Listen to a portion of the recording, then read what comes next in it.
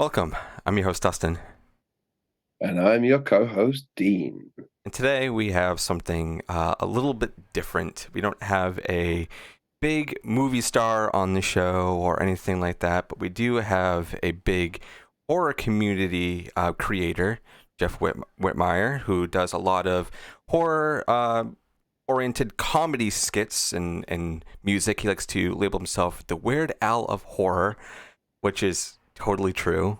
Totally true. So today we're just kind of going to shoot the shit with Jeff, get to know him a little bit more, and let everybody else kind of know him. Go check out his music and everything of the like. So Jeff, thank you for coming on the show and chatting with us. How you doing? Thank you for having me. I am a little bit different, so that works. Yeah. Not a movie star, it's No. a rock star. We got a rock star, man. Better.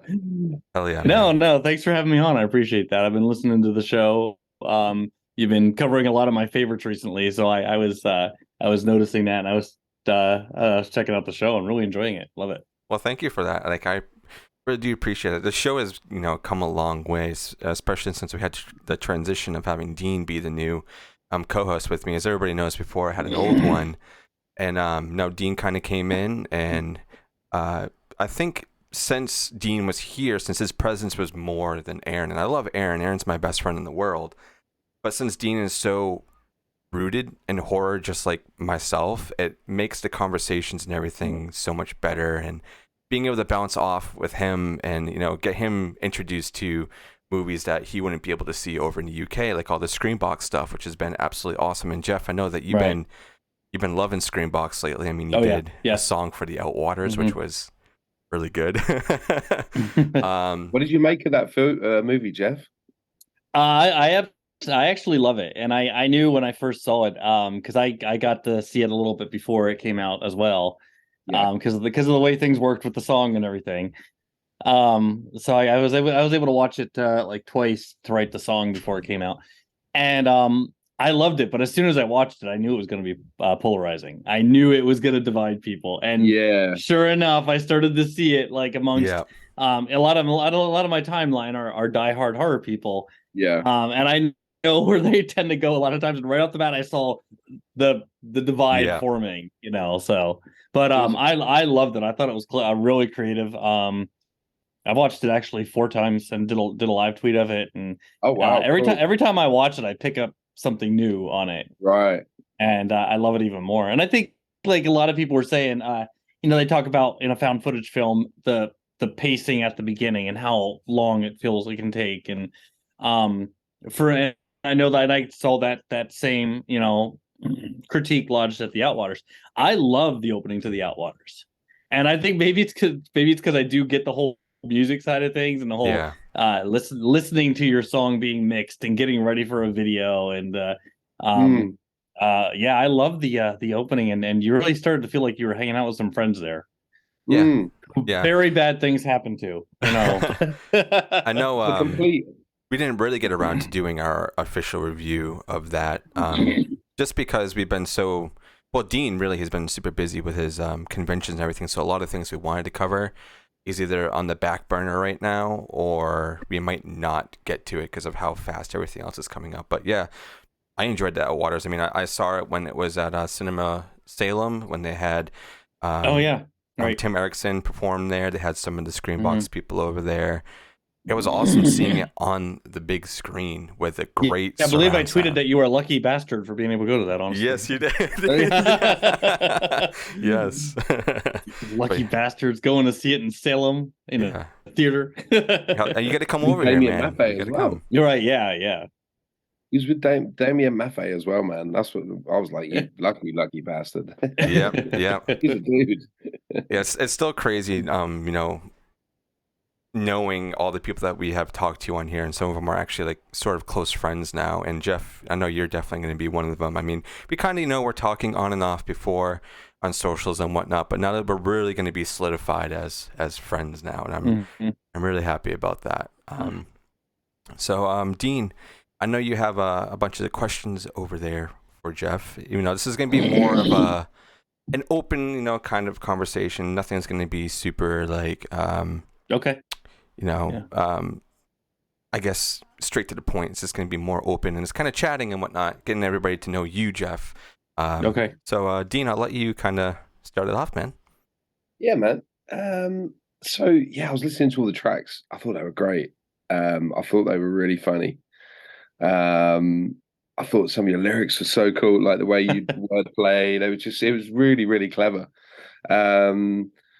But like at your actual, because I know when you record the songs and when you write the lyrics and stuff, they're always to other music. So what's your actual main kind of musical influence? I'm guessing you're kind of a rock guy, like a lot of the tracks that you pick. It's a little bit of everything. I'm actually I've always all my life loved two things, music and horror. And when it comes to music, yeah, I was actually raised on doo-wop and wow. acoustic and folk and everything like that. And then I really got into musicals at an early age. But yeah, as the 80s went on, synth pop and like British synth pop, British new wave is a big favorite New of mine. romantic. Yeah. Yes, yeah. So like The Cure and even like Pet Shop Boys, Depeche Mode, things like that. Are huge for me. Yeah. But yeah, definitely rock. And I get into a lot of the especially the 90s hip hop and R&B. So I mean, I've always said, and even country, honestly. I mean, I do have a country parody coming up soon. Oh, I can't wait for that. I've always said if I like the song, I like the song, and it's just that's always been it. So, it's pretty diverse where I go to with my music taste. But I would say like rock definitely is the highest alternative. 90s alternative is big for me. Musicals and that kind of thing. Yeah, I try and space it out with the parodies. I never want to. I like to keep people guessing, like, oh, what's he gonna do next? Where's he gonna go? What decade? And Yeah. I'd like to see a metal one, maybe a Pantera parody would be quite fun. It'd be quite cool. If I could pull off the vocals, I would try it. I would try anything once. So. Just even pitch shift your voice, in post. Just pitch shift the whole thing. Yeah. I work with a really good producer who could probably work magic with that. There you go. Pitch lately, I've been giving him a workout with the way I've been trying to do things, so it's like I wouldn't be surprised if he could figure that out. Or even like a sneery Dave Mustaine Megadeth version. Yeah. You gotta dye your hair orange and everything too. You gotta go full redhead. Right. You did a really good Dexter from Offspring. I thought that was cool, man. I appreciate that. Thanks. I love that. And he's got a really he's got quite a unique sounding voice as well, isn't he? Very high. I keep trying to tag Offspring in that one because I know they're like they can poke fun. So I'm like I always like trying to get the artist tagged or something like that. Because like Weird Al reaches out to everyone for permission. I tried that for a long time, and I'm just a little guy in the pond, so I don't. But I always want to show people that I'm paying tribute to their music when I do what I do. Yeah. And I was just, One thing I was trying to listen out for was because I was sort of listening to your track and then I was listening to the actual artist track, and I couldn't quite figure out. Have you recorded all of your own backing tracks? Or did you? Are you using the backing tracks and like the instrumentals from the songs? No, I never do that. For legal reasons. Because I am working on an album. I'm working on an album called Stabby Road, and which is my first one. Now I'm at the point now where I've actually because of some delays we've had with Stabby Road and issues there. And it's actually Well, and the running joke is because I have enough stuff now, probably for my second album with a new producer. I should just do a double album called Stabby Road and let it bleed. Yes, I'm all for that. I'm all for that. Sign me up. I want every copy. Because I did the count. I've done 24 or 25 horror songs since I started. So I've already got like 2 plus the stuff that people haven't heard yet, which is a really kind of a big one on the album that I love, that I really can't wait for people to hear. Especially horror fans. Man, you know what you need to do for Stabby Road, dude. You need to get on a flight over to London, go visit St John's Wood, and get on the the pedestrian crossing there, but dressed in like death or something, or like some horror. I don't know if he's from there, but Neil Fraser actually did the cover, and he's from England too. Right. So I was like, kind of thought he'd hop over there and do it. No, he came up with that really cool picture though. All I said was I want 4 of me in horror stuff in front of the screen. Hell And yeah. and he just went crazy with it. He did Brilliant. such a cool job. But yeah, to put songs on an album and sell them, which I like to make a little money back because I spend a lot making them. To legally sell a parody, it's not illegal to do a parody, but to legally sell it, your backing track has to be an original track. So you have to have a musician pay for to actually make it. So most of the tracks that a lot of the tracks, especially on my YouTube channel, are like that. Now I will do if I'm in the middle and I'm just like I have an idea and I really want to get this out, I'll go to like a karaoke site and I'll pick a karaoke version, where you could pay like $3 or whatever, and you can get the karaoke version. I always say I'm gonna mix it myself. I rarely ever do because then I start to go into panic mode, and I'll reach out to Mike, my producer. I'll be like, "Can you mix this?" Even though we know we can't put it on an album this way, but and he'll mix like what was the last one we did? Like Don't Fall Asleep is one that was done on a karaoke track, and I was just gonna put it out. I was like, no, I'm not getting the Radiohead. So I sent it to him and he mixed it. But yeah, we can't put that version on an album. But yeah, for the album versions and everything, I do have musicians, 2 primary that do all the backing music. They're all live tracks. The Outwaters. That one was oh my god. We knew we had to shorten it because I wanted to do it as a trailer. Yeah. So because when I talked to Screenbox, they said they're gonna put it on their Twitter. So we had the 220 constraint. We were gonna do it as a song. I didn't know I couldn't do the whole song. So I reached out to Mike and I said, well, I know I want to do Blackwater. Let's shorten it. So let's take this part, and we need to do the ending. And so I said, could you do a track where that's all blended? And he came back a few days later with that track. I was like, that is incredible. That's awesome, dude. And yeah. I love the creativity you put into everything, because you do the song, you have the music video that goes with it.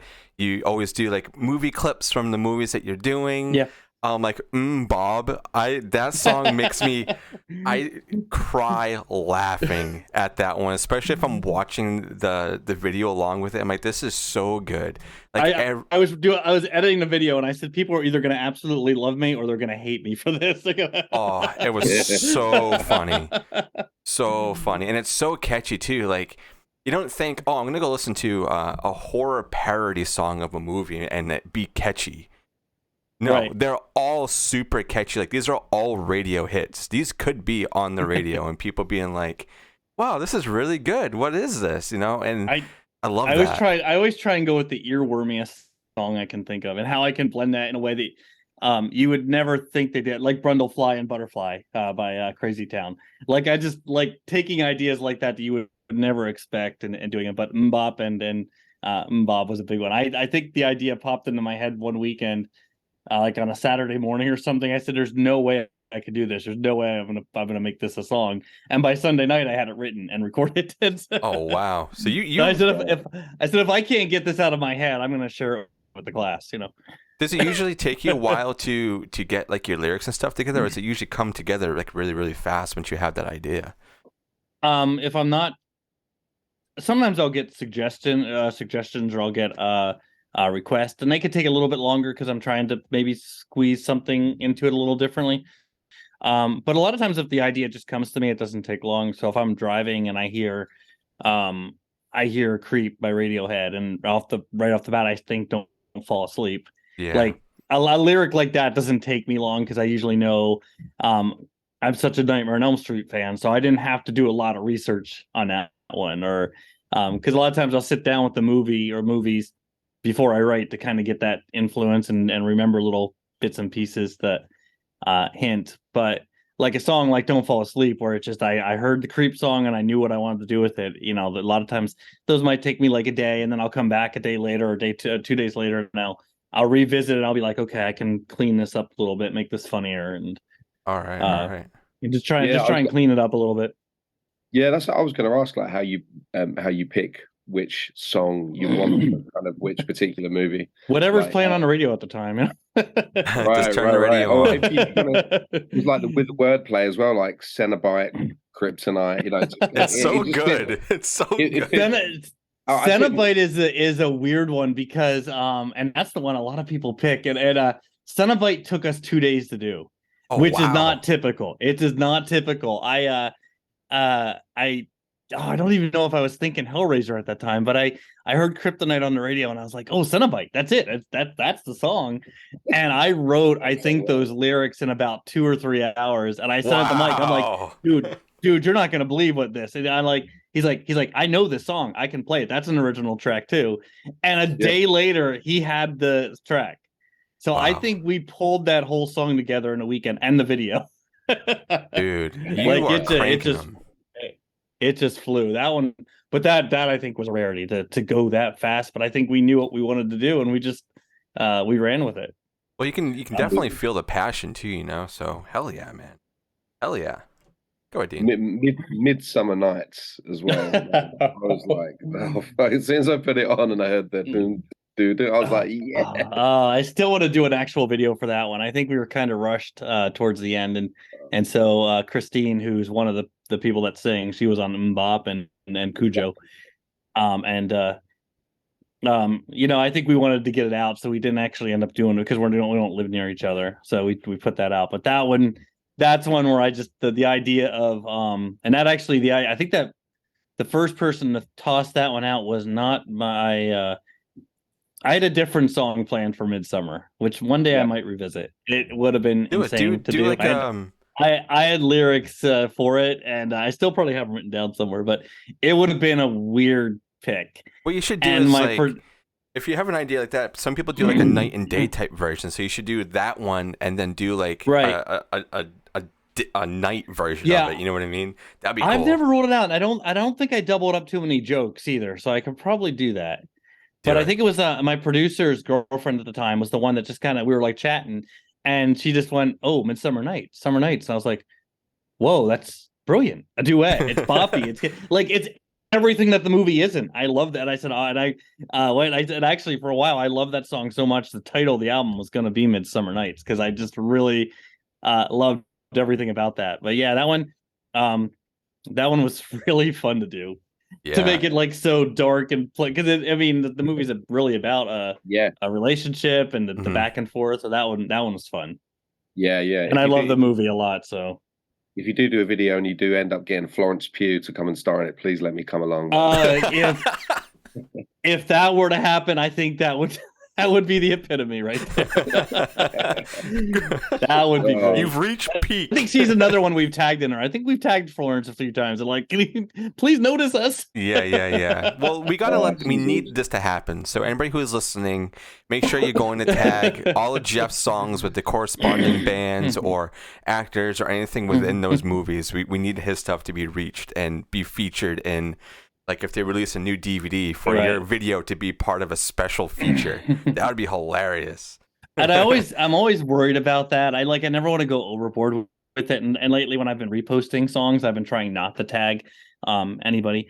But I will say that's been one of the highlights. And that's the reason I do what I do is I wasn't always doing the horror stuff. I started doing other nerd type things. I did a couple live shows.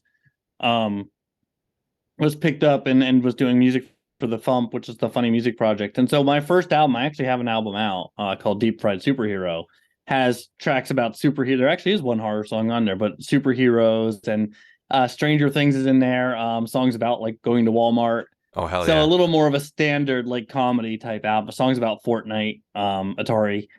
So when I was when the pandemic really hit in 2020, I was ready to give up doing music because by June of that year, you know, I'm spending money that I'm not really making back. Yeah. And even though I love doing it, you know, it's sleepless nights. It's a lot of time. I'm like, this isn't worth it now the world's where it is and everybody's, you know, really struggling. And then at the end of July, they dropped this little movie on Shudder called Host. This little British movie that was filmed entirely in the pandemic. And I was like, holy shit. And I loved it. I love Host a lot. And I said, if they can do this in the pandemic, then what the hell's my excuse? And that was the first real horror song I wrote because after having maybe not written anything in 7-8 months or something like that, except for a silly little COVID song, I wrote. We were also watching Hamilton at the time, and I wrote the Zoom where it happened. Yeah. And I reached out to like everybody I knew, and I got like 17 people in there, including Salem Baxter from the movie. That's awesome. Agreed to come on and do vocals, and then eventually to do the video. And like the director Rob Savage and Jed Shepard, and people were commenting on it. And I think that's where I really changed my course a lot, because I realized that my reason for doing this could just be to make horror fans happy, and to share my love of music and horror. And so I will say that's been the best part, is when you know, like, and then like the 1BR team, the producer of the movie 1BR was like, okay, well, where's our song? And I was like, oh, so I guess I better write one. So I did a 1BR song. And that's awesome. So that's been to me the cool part, is when, like, you know, the movie people and the cast and crew, Jeffrey Reddick, who wrote Final Destination, and Tony Todd, like the Final Destination song. So it's you know, that's as a horror nerd, that's been the best part for me, I think. You should reach out. I did an interview once with Nicholas Vince, who plays the Chatterer Cenobite. And I also did an interview with Simon Bamford, who plays Butterball Cenobite. Yeah. They're both on Facebook. You should reach out to those guys, man. They always hit you back. They'd love to hear Cenobite, I'm sure. I should actually, because I referenced Butterball by name in that song too. So yeah. They always reach back out on Facebook. So yeah, you should definitely send them that. I think they'd find that funny. They're really, really, really nice guys. Really nice guys. That's cool. Oh yeah. I think I tagged Ashley Lawrence in it, but I'm not sure who else I would have. Yeah. But I should. Yeah. Do you play any instruments, or like, and if so, how many can you play, like different instruments, or have you got kind of one main instrument, or is I got my buddies up there. Oh, right. Oh, nice. But I mean, not good enough to make the tracks that I need to make. But I do play in some of my songs. Actually, some of my original songs that are on my YouTube channel are me just playing guitar. And then one of the horror songs that's an original love theme from Friday the 13th, which is an original song. That one I just played guitar on. But so I play a little bit. I'll play and I do have plans for the original album later this year. That was always, as soon as Stabby Road's done, I want to work on the originals. I'm gonna play on that one more than I have been. Speaking of guitar, Dean, you should talk to Jeff. You should get some of your guitar on his tracks, man. Like you oh yeah, you've been in the music scene for a while, dude. Dean's played in actually a lot of stuff over in the UK. Yeah, I've been in the music scene for a long time, man. Yeah, we did. I played at Hyde Park once, supporting a big band. Oh, nice. Called the Libertines. Yeah. I've recorded a record produced by a guy called Youth from Killing Joke. Okay. Yeah. Mm-hmm.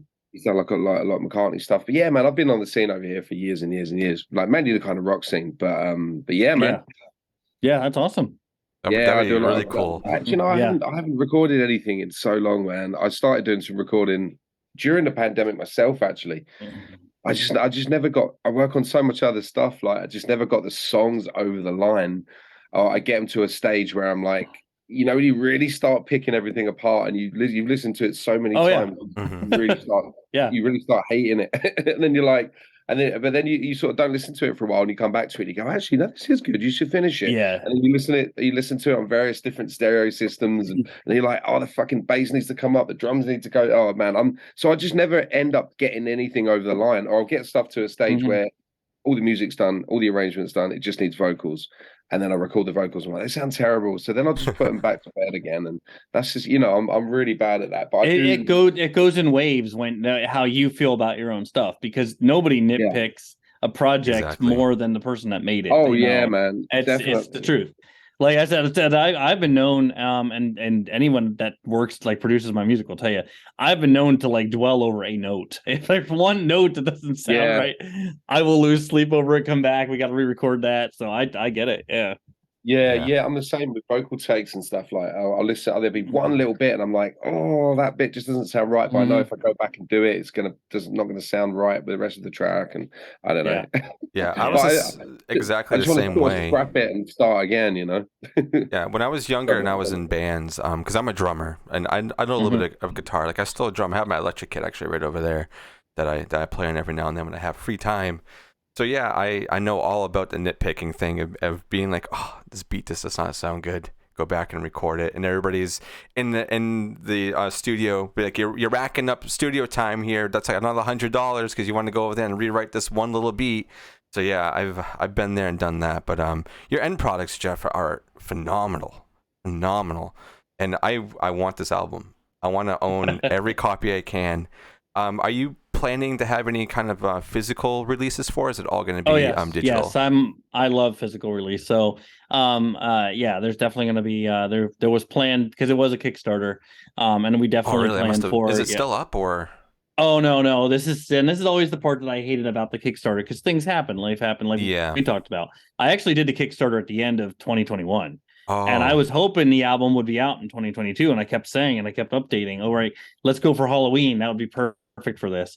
But when you're working isolated with so many different factors and things happen, I had a pretty real crazy life situation happen at the beginning of 2022.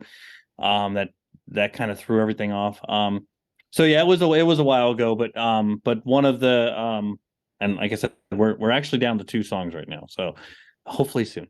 But I was not hopefully, it'll definitely be soon. I shouldn't say hopefully, it'll definitely be soon. But so yeah, one of the things was I definitely factored in physical copies because I want there to be physical.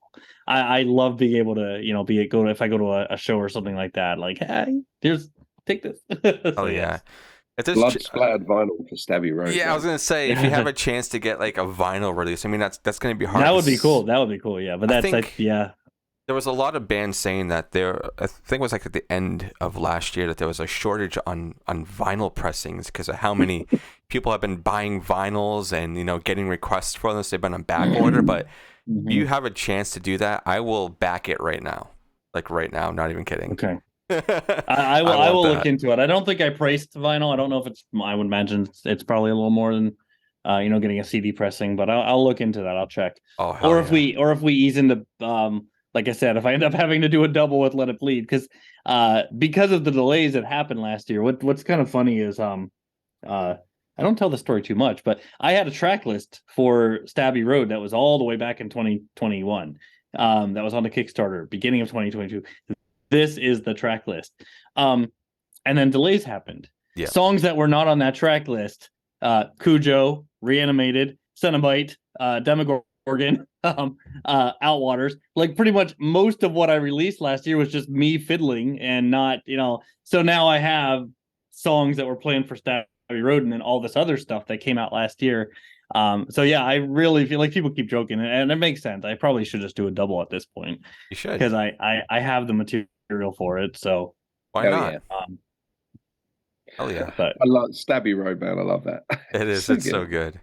I don't know if if I can mention another horror podcast in the show, but there's the Civil Gore guys are good friends of mine. They actually were on my very first song. And have been just big supporters from day one. They shoot me ideas all the time. Like the running joke is I don't even want to look at my DMs sometimes because they always come up with you should do a song about this to this. You should they're so good at coming up with ideas. But I think it was one of them that finally just one day said Stabby Road, and I said that's perfect. That's absolutely perfect. They should start writing songs for you if they want them done so badly. You should be like, yeah, you want to write me the material? Yeah, then come on, right. guys. Yeah. Yeah, I'll credit you. There you go. Oh man. Yeah, I always like I do get suggestions in DMs a lot. I'll get a random like, hey, you should do this to this. And there's definitely some of those ideas have come to fruition and some are on the back burner, definitely. I think what would be crazy is if you did get Weird Al's attention for being the Weird Al of horror. And you guys went on tour together. That would be been tagged. So funny.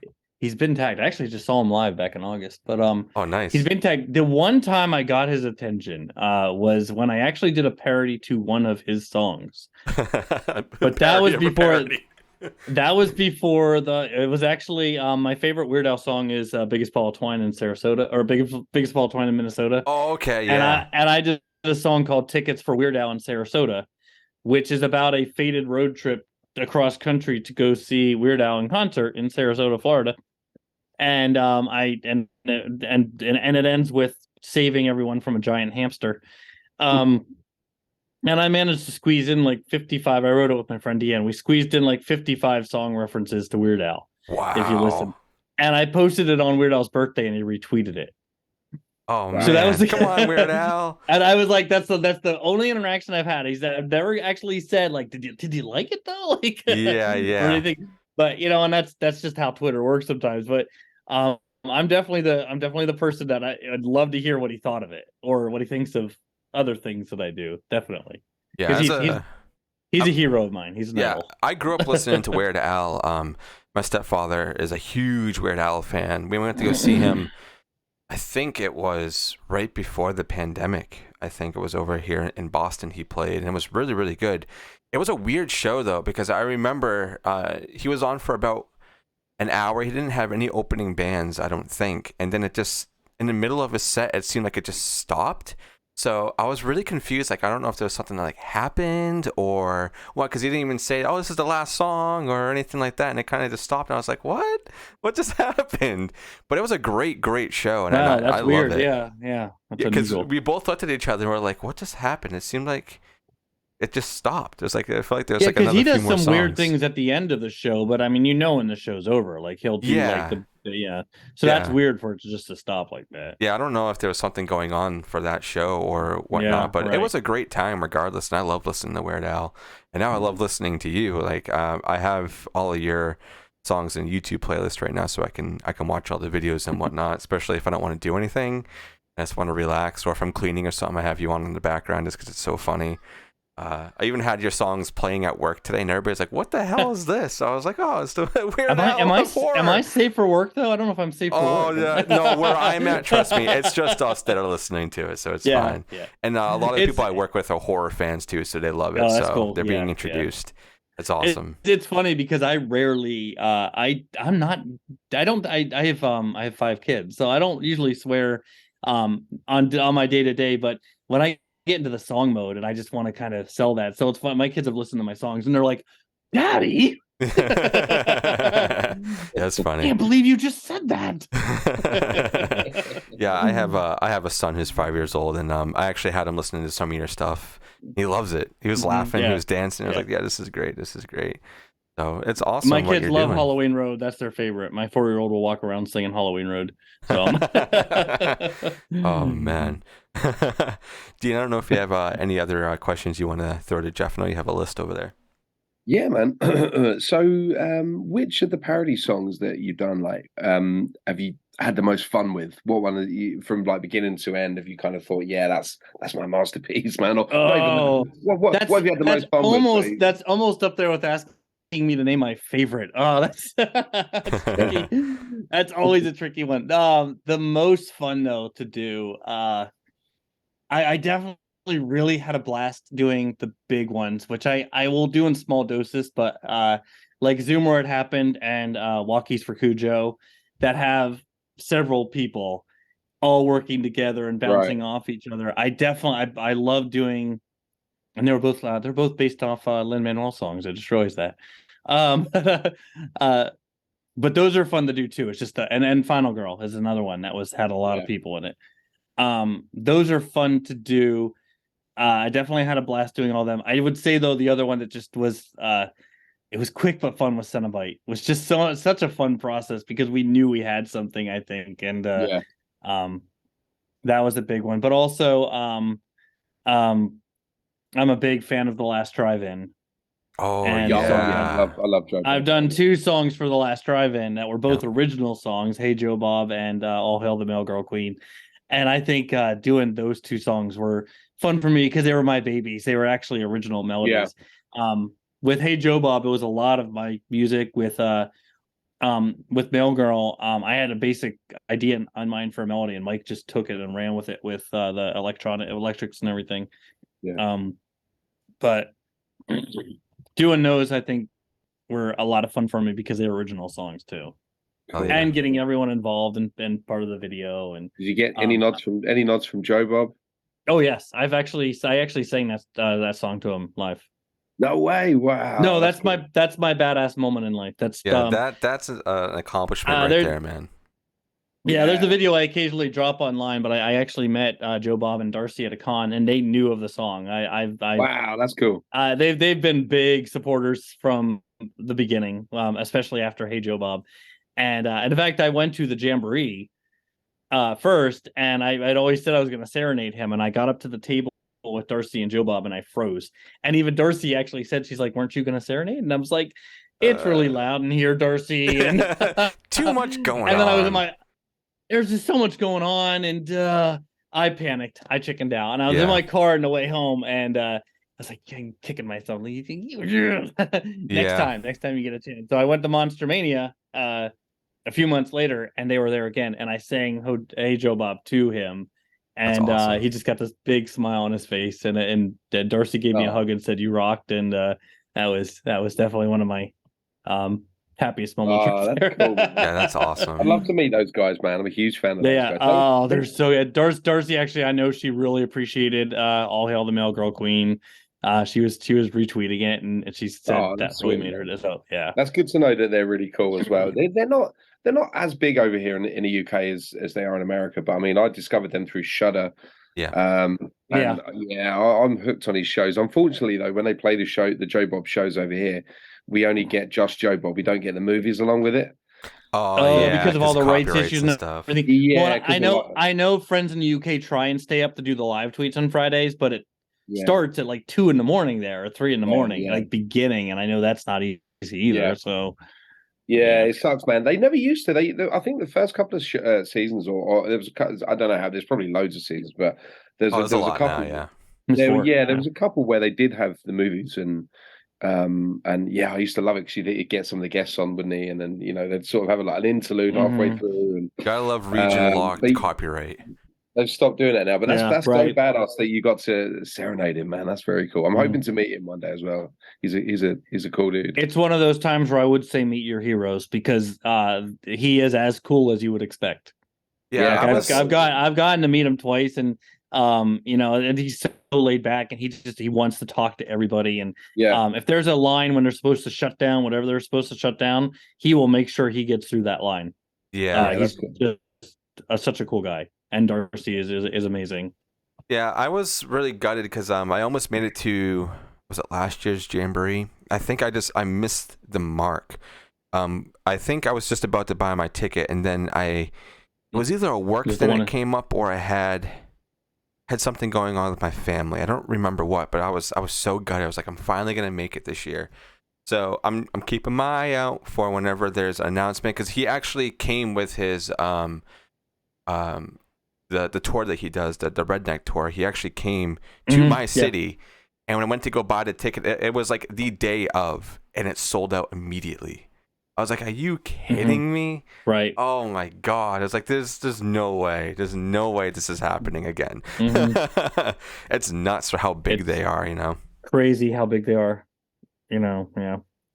Hell yeah. Going to be in Vegas this year. They're getting farther away from us. So yeah, they are. Unfortunately, but they'll be I know back. a lot of people that are making that. They will. Yeah, that's actually why, because they were at the Mahoning, which is an hour away from me the first time.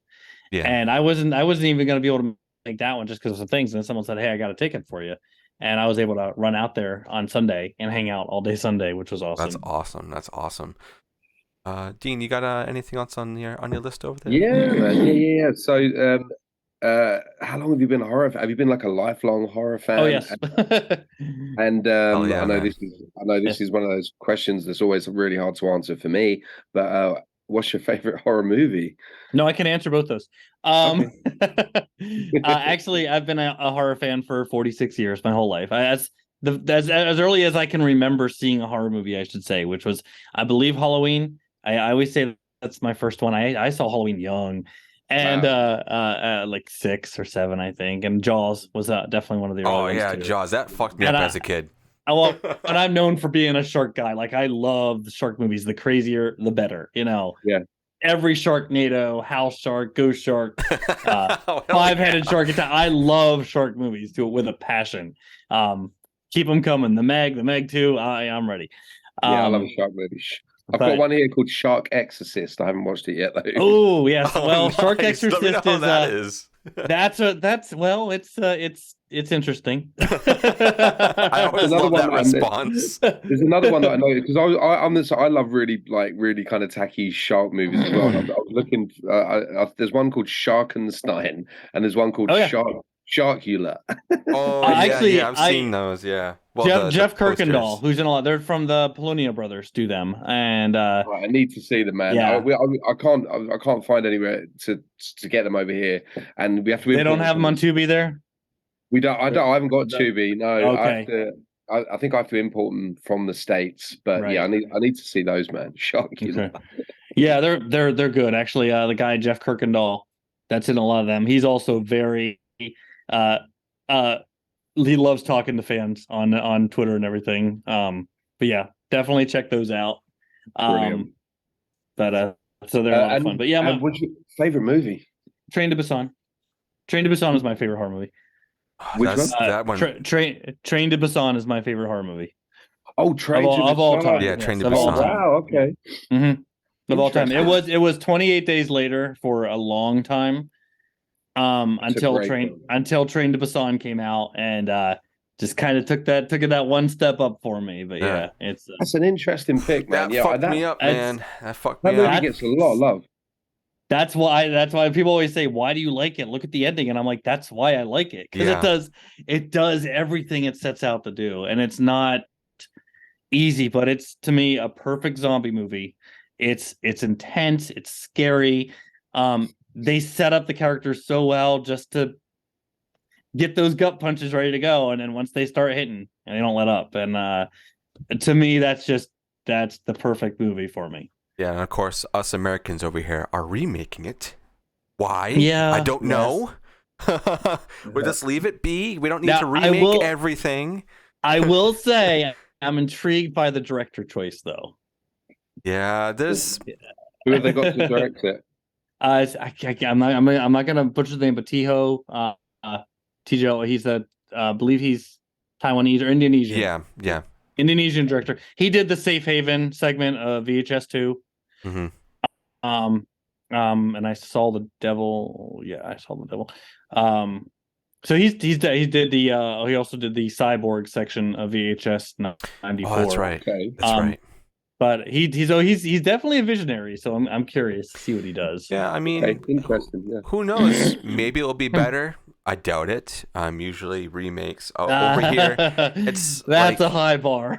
It's like when better's a high bar. When people are discussing like Martyrs, for example, everybody says, "Oh, there's an American remake of Martyrs. Don't watch it. It's awful. Yeah. Absolutely awful." I'll tell you one in a similar kind of vein that I watched. That was Wreck, the Spanish movie Wreck. And okay. Actually and Quarantine, I thought was good. Yeah, Quarantine. Yeah, I enjoyed that. Yeah. I thought that was a really, really good remake. In fact, I think I actually probably preferred that to Wreck. And that I'd argue The Ring too. The Ring and Ringu are those are strong examples of okay ones. Yeah, for sure. That have transitioned well. Maybe they'll do a turn on it like that, maybe. But I know a lot of the time you just think, leave it alone, man. I'm still waiting for someone to remake Labyrinth from the 80s, man. And that is a movie that don't really. That is a movie that does not need to be remade like that. You cannot. I love that movie so much. That's such a good movie. Yeah. You know what's going to happen, Dean? Is that they're going to reach out to you and say, "Hey, we have a script for the Labyrinth remake. We heard they've been talking about it a lot. Do you want to direct it?" We will give you $50 billion to direct. Oh, well, now we're talking. That's slightly different. It's like, yes, we're just going to superimpose the actual old movie on top of a new background. I'll go and dig David Bowie up. I'll go and dig up David Bowie and see if we can resurrect it. Right, that's the one thing. If they remade it, man, no Bowie. No, right. Yeah. just no. And they'd probably get someone like, I don't know, like Jay-Z, Justin Bieber. play Bowie's part, or Bill Justin Skarsgård. Bieber. We'll have Bill Skarsgård do it. Hey, see now that I'd watch. Oh, really? Because I love me some Bill Skarsgård. Come Yeah, on. I like him too, but the new Crow remake that's happening right now, I'm not sure. I'm gonna watch it. You're not sure about that? Yeah. I'm gonna watch it as a horror fan. I have to, and as a lover of the original, I have to watch it. And Dean, we're gonna have to review it. Yeah. But I just don't know if they're gonna be able to capture the same magic. I mean, the Brandon Lee, yeah. I mean, like I said, I love him as Pennywise. I think he's a fantastic Pennywise. Same. Yeah, he's great. And I loved him in Barbarian. I'm definitely a fan of his. So I can see what you're saying. Yeah. So that's a bit iffy, but who knows? You know, anything is possible. Hey, it might be better than the original, but I just don't think it's possible. I really don't. I don't, unless they do all the things that the original they were trying to do, like add more of the comics in there with the other characters that never made it. If they start doing that and keep it like almost exactly like the comic, then maybe it will be better in that sense because they incorporated more of the stuff that they were trying to in the original. But who knows? I know it's virtually impossible to do, but whenever I watch a remake or sequel, I try not, at least in my initial viewing, I always say to myself, don't compare. Don't compare. Hard. Yeah, but it is hard. Yes. It's like reading a book and then go and watch the movie version. Absolutely. It is, and it's tough. But I know I mentally do train myself to try and be like, all right, let's watch this as if you don't know anything else. Yeah. And then we can go back and compare if we need to. But it's tough, yeah. Yeah. I think someone asked today, like, what's one sequel or one remake that you think is better than the original? And as much as I love the original, for me, it's Invasion of the Body Snatchers, the '78 version. Oh, okay. With Donald Sutherland. Like, to me, that's like one remake, but I have trouble not comparing it to the original because I just think it's stellar. But if I had to go down that, like answer that question as well, I think it would have to be one of the big two. Well, I was gonna say the My Bloody Valentine remake. Okay, that one, just because it flipped things and made it fresh. Yeah. So that's what I really liked about it. Usually it's The Thing or The Fly. That's the big two. Yeah. I mean, I love those ones. Don't get me wrong. I love them. But I don't know. I always go towards the My Bloody Valentine, and now that I think Shudder just added that not that long ago, I rewatched it again. Was it?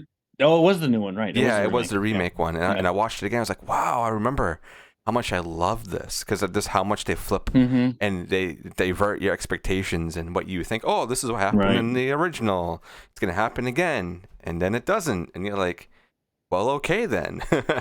Yeah. But yeah, that's definitely one of mine. Do you have one, Dean? Do you have a favorite remake? Would you call the Blob a remake? Yeah. The 80s version. Yeah. Oh yeah. Yeah.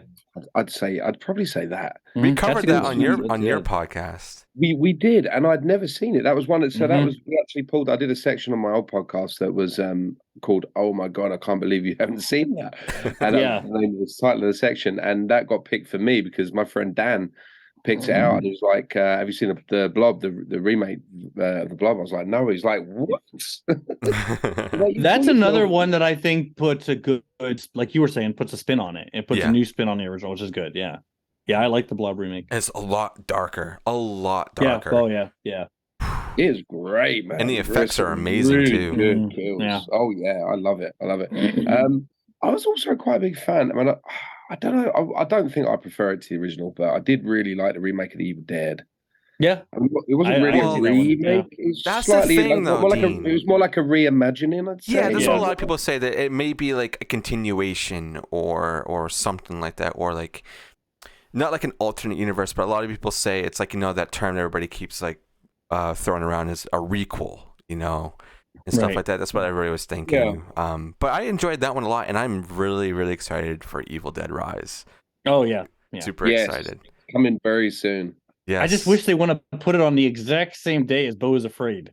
Like, who made that decision? Dude, it's the companies. They got to get the competition. Oh, because I'm a big Ari Aster fan. I'm a Hereditary and Midsummer guy. They put it on the same day as Evil Dead Rise. Like is. Well, you just have to have a double feature. That's all. That's hard on the wallet though. Yeah. Midsummer's Yes. a great movie, man. I love Ari Aster. I love Midsummer. Yeah, that was a great movie. That moved into one of my top 10 favorite ever. Oh yeah. Awesome movie. That's a movie I can watch over and over again. Love that film. Mhm. Are you guys excited for Scream 6? Anyone excited for Scream 6? I will say originally no, but now that we're coming to the conclusion of it coming out, It's different, yeah. I'm seeing it. What, today's Tuesday, right? So yeah, I'm seeing it Thursday, a day early, Mhm. and I'm excited. I am excited. I was kind of not watch it. I was like, yeah, I'm over these Scream movies, but now everybody's talking about it. I'm like, I have to now. You know, It kind of sneaks up on you. You're like, oh wow, now that it's here, yeah, I really want to see that. yeah. I am more excited about seeing this Scream movie than I am any of the other Scream movies from 2 onwards. I think. I think the fact it's set in New York Because they're doing something different, yeah. Yeah, I think the fact Different. it's set in New York, it's going to be. Mhm. There's so many, like the subway, the buildings. It's New York. I can imagine. I just think that's such a great playground. Things that they can use and Mhm. build it. I think it's going to be fantastic, man. I think it's going to be really good. I'm really, really excited to see it. I did the have a re- thought today that I tweeted. I said, how funny would it be though if at the very end Ghostface gets smashed by the Ghostbusters walking the Statue of Liberty? That would be. It would be so funny. It would be so fitting. It was so ironic. Like Ghostbusters, Statue of Liberty, Ghostface. Anyway. That would be really, really funny. That literally would be hilarious. They need to do that. The That's how I reviews, would end it, but- the reviews coming in so far, like some of the early reviews are saying it's like way more intense and gorier than all the previous offerings. So yeah, I've only seen man. that it's more intense and gory. I haven't really read any reviews because I like to go in things blind.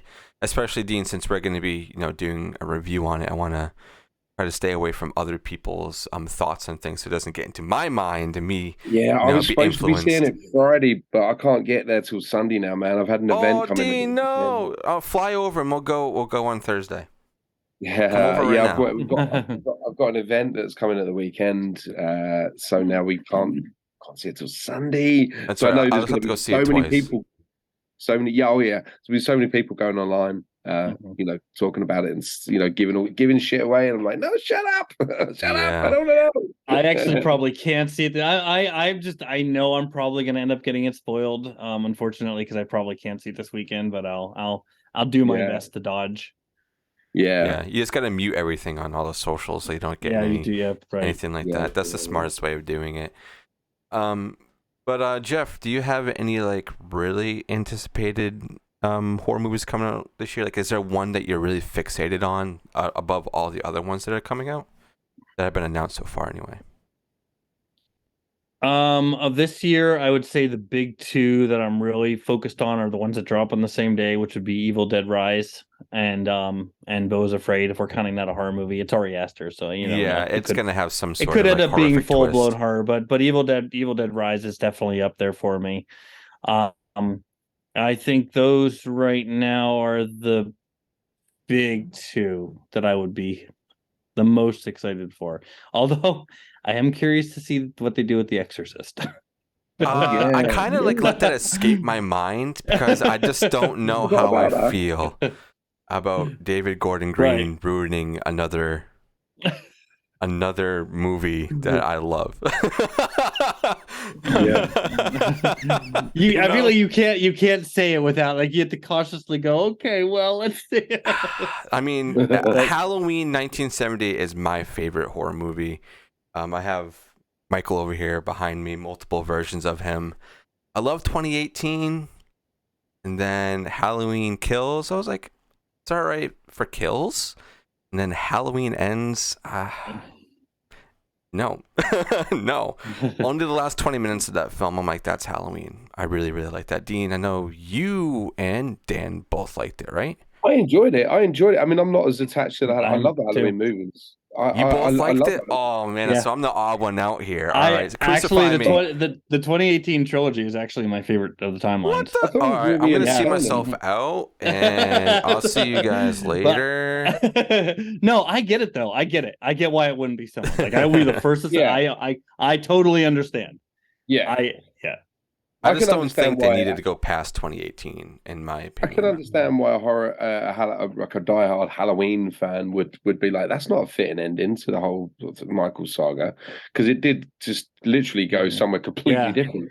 But that's why I liked it, because it wasn't the same old rehashed. I love the same shit back to though. life. Michael goes off. I'm the crazy one. It's like, just give me the same stuff over and over again, and I'll see it like a sucker. Yeah, boring. I have a That's what- notorious habit of sounding like the guy who likes everything, which I always say is not true. I do not like every movie I watch. I just like most Have you of them. seen the remake of Children of the Corn? So Oh, I was Dean, gonna say, don't. so I was gonna say this I was, after the conversation. Don't, please. I was gonna go there because I agree with both of you. I did like the new Halloween as a big fan of the original because it did something different. I also love Children of the Corn because it doesn't. So I'm the worst person to ask here because I love me some like the Children of the Corn franchise, and I know it's very maligned, and but I'm Even a the sucker for even it. the new one. I haven't seen it yet. I haven't seen it. All right, yet. well, we're gonna okay, talk all right, after all the right. show. Dean, don't say All anything right, else yeah. right now. Don't say anything. I have else. that. The last one I saw was Runaway. So Okay, I've been hearing good things about that one. Actually, a lot of people have been resurfacing that and talking about it. I like Runaway. I would actually I've told people check it because you don't need to see anything else to watch it. Yeah, you can go see Runaway.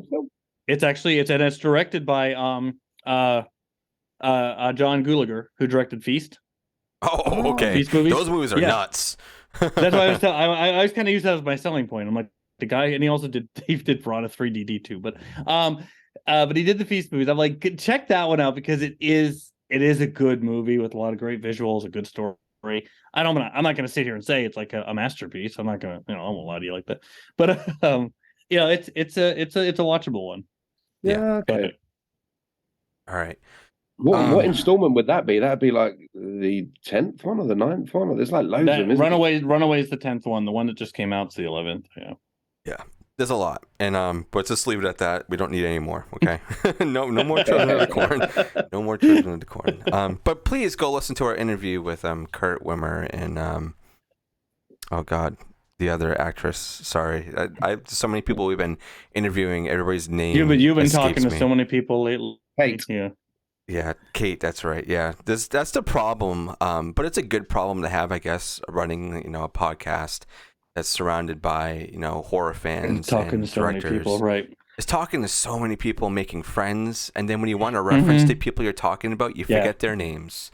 And I'm like, fuck. Oh well, it happens, But Jeff, kind of going back onto your music and whatnot. Where can everybody go listen to your stuff? You can find the newest stuff. The majority of the stuff that I post is on my YouTube channel, which is Jeff Whitmire 47. I post content there all the time. I also have a Bandcamp page, which I'm hopefully going to get better at updating again, which is just Jeff Whitmire at bandcamp.com. And that's where my first album is on there. That's where you can go and you can download and buy copies. I have been getting the horror singles up there more often. I will be putting Stabby Road up there. So that's where you can find those. And that's where you can purchase the album and when it comes out. Hell yeah, man. Awesome. I'm so happy to know that you are gaining a lot of momentum and success from what you were saying, during the pandemic, you felt like you couldn't be doing it or you shouldn't be doing it or you just didn't know why you were doing it because you saw that there wasn't really anything coming of it. And then boom, it just all exploded. And now you're full force on it. You are constantly posting things and they're all like really high quality for being, a smaller creator. For what you're putting out is high quality. I love it. It makes me smile and laugh. A lot of the stuff you're doing, especially doing all like the movie cuts and stuff with all your music videos and whatnot, having people join in with you and all the production value too, I have to say it's really good. Really, really good. So your team and you guys you're nailing it. So I want everybody to go check you out, seriously. And that's why I wanted to bring you on, not just because you've been supporting us and watching the show, but also I want to, our goal for this podcast isn't to just highlight directors and actors and stuff. I set out since the very beginning as I wanted to incorporate more of the horror community in here, other podcasters, other content creators like yourself, Jeff, or even Dean to an extent, even though you're a co-host, but we are highlighting your brand, your Dean of the Dead hot sauce stuff, and everything else that you're doing on the other side of the pond.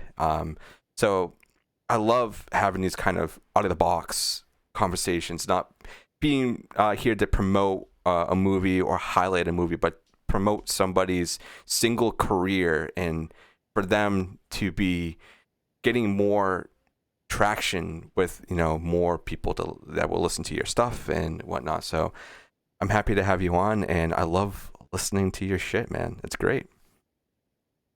Thanks. I really appreciate that. I'm glad you noticed that, because we definitely work. You know, we want to put out the best sounding product and something that's fun. And like I said, from day one, the goal for me was always to make horror fans laugh. That's what I want to do. I everything I do is a tribute to the horror song to the song I'm doing and the horror movie. And as a big horror fan, I'm just putting it out there for people to enjoy. So I appreciate that. Yeah, I mean, keep doing what you're doing, man. And I want to see you on an actual stage. I want you to go on tour with this shit, man.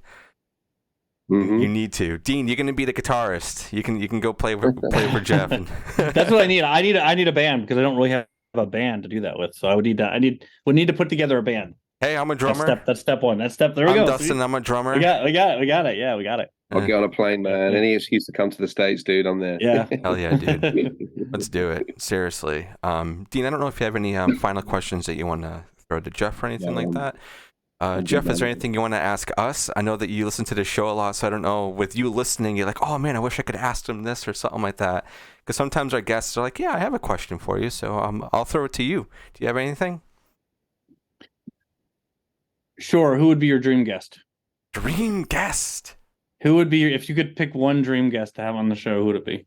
Dude, oh my God, that's a hard one, because we've had so many like really big people on. That's true. It's tough. Yeah. And yeah. especially like having Kurt on. Kurt directed one of my favorite action movies, Equilibrium. So having him on, it felt really small at the time, because we had a time constraint and everything to talk to, and we only had to highlight that.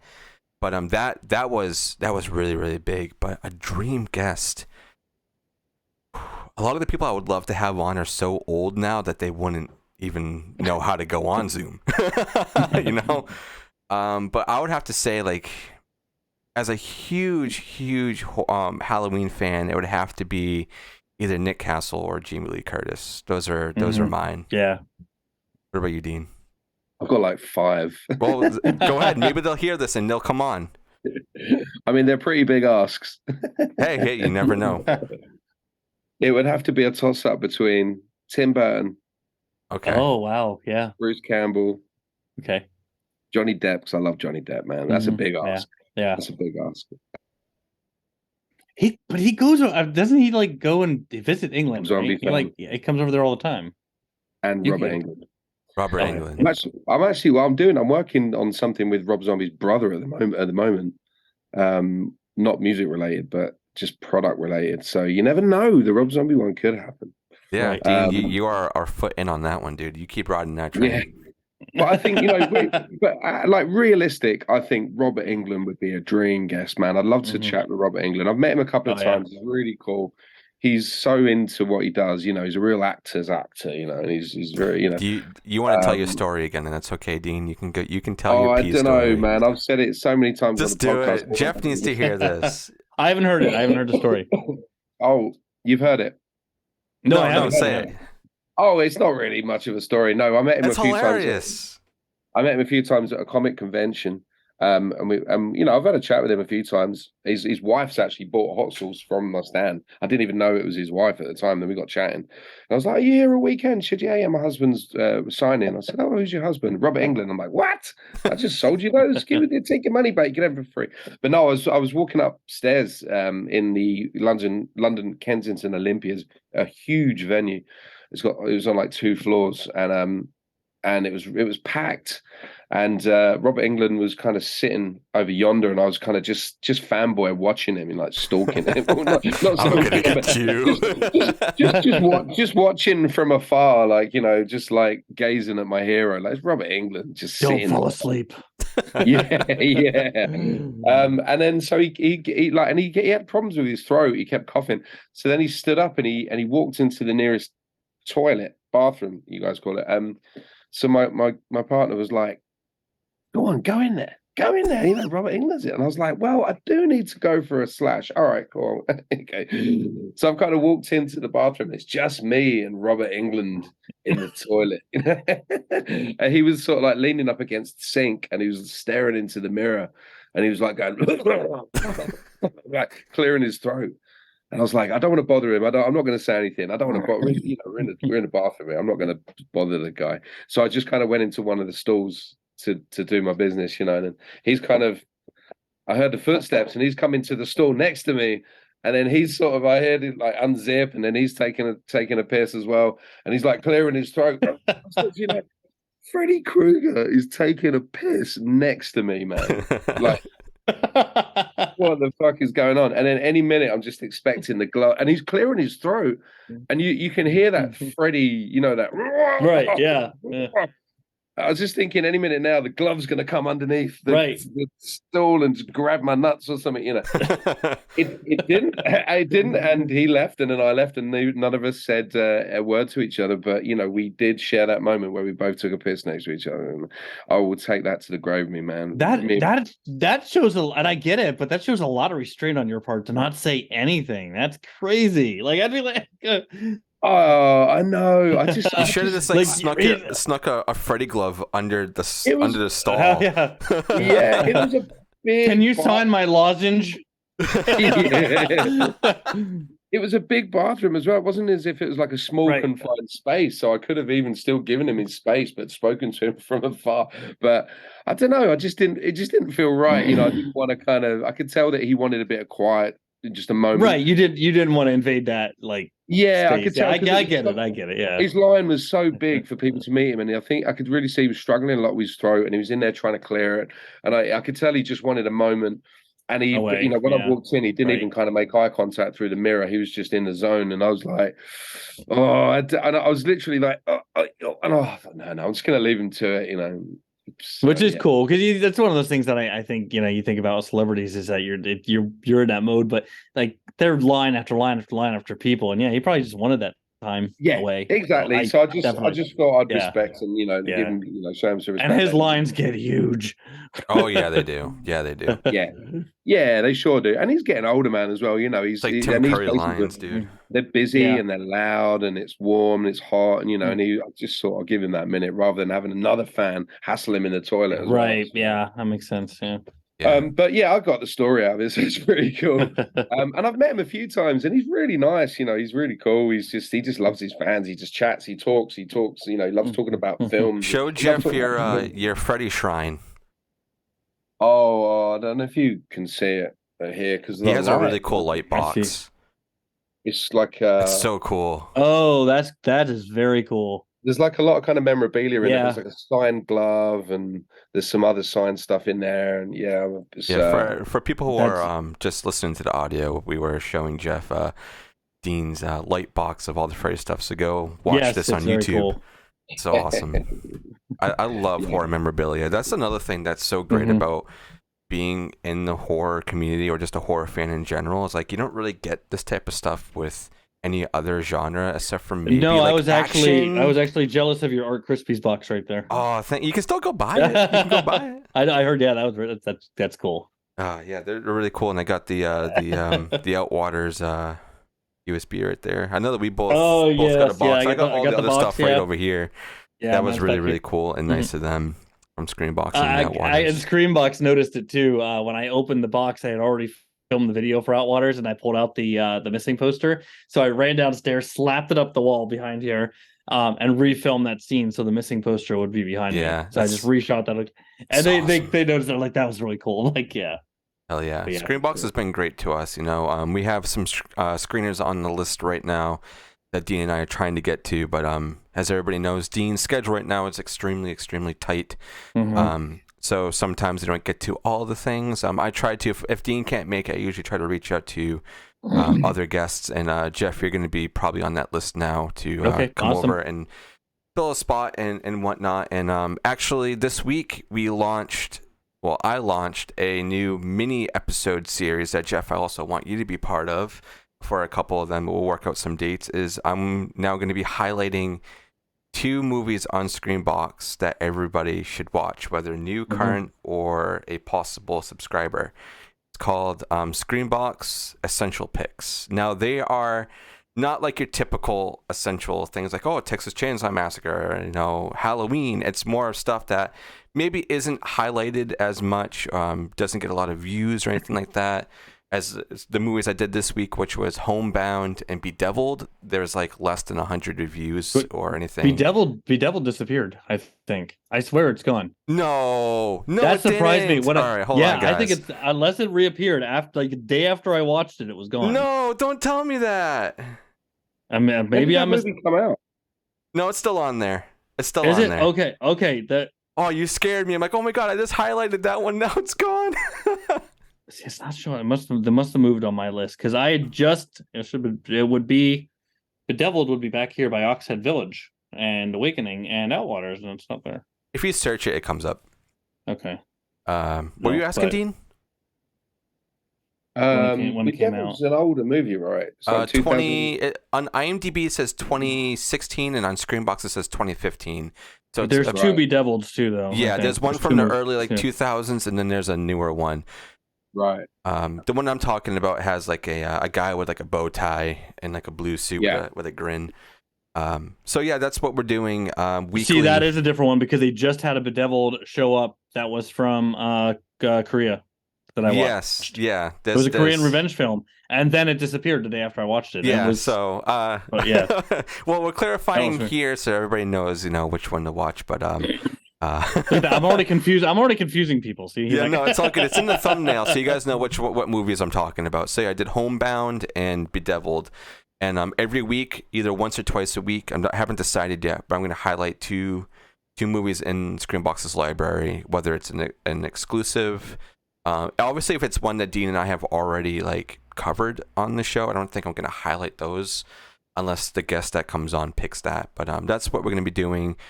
To kind of push some more people over to Screenbox. They're very short episodes, like Yellow Dragon's Village. Yes, that's a good one. That's a really, really good one. But yeah, there's a lot of really cool stuff coming out. Dean and I have been doing a lot more trailer reactions and stuff like that on YouTube. Yeah, they're fun. They're a lot of fun. So there's a lot of cool stuff, and obviously make sure you go in and check out Jeff's stuff. This was a really fun episode. Time went by so fast. But it's always be up for work in 5 hours. Oh, you know what, Dean? Just skip work for a day. It's all good, man. You need. I wish I could. Anyway. I wish we could wind back and still talk for another 5 hours, man. That's the only problem with this. Yeah, just play hooky tomorrow. I'll write you a pass. Yeah, I'll write you a pass.